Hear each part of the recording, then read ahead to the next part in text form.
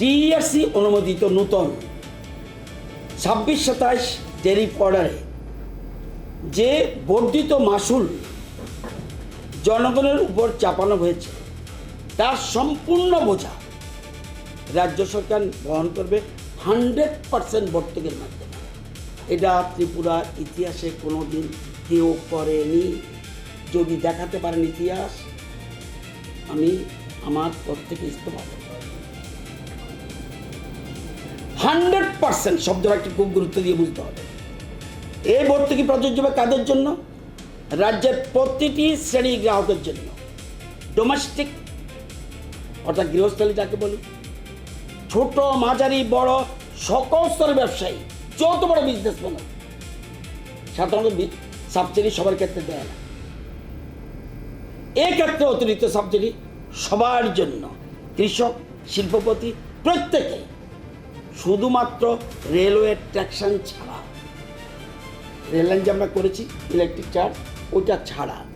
আর defence installations, railways, All India Radio, Doordarshan ইত্যাদির ক্ষেত্রে মাত্র 15%, আর বাকি সর্বক্ষেত্রে 100%। সহজ কথায় বলি, আপনাদের বিলে ট্যারিফ বৃদ্ধির কারণে যে অতিরিক্ত বাড়তির টাকা, অতিরিক্ত বাড়তির যা টাকা যোগ হয়েছিল তার আপনাকে দিতে হবে না। রাজ্য সরকার তা 100% বহন করবে।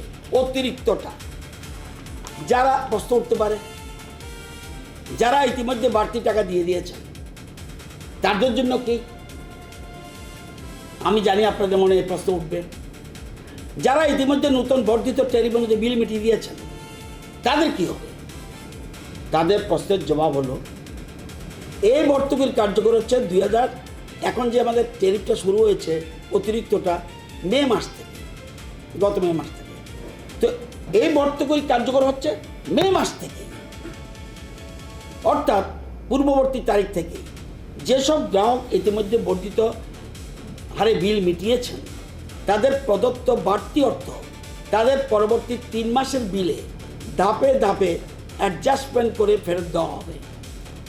আগামী সেপ্টেম্বর, মানে এখন অগাস্ট মাস চলছে, এই যে সেপ্টেম্বরের 1 তারিখ, তাহলে সেপ্টেম্বর, অক্টোবর, নভেম্বর এই 3 মাসের গ্রাহকদের হাতে যে বিল পৌঁছাবে তাতে এই অ্যাডজাস্টমেন্ট প্রতিফলিত হবে।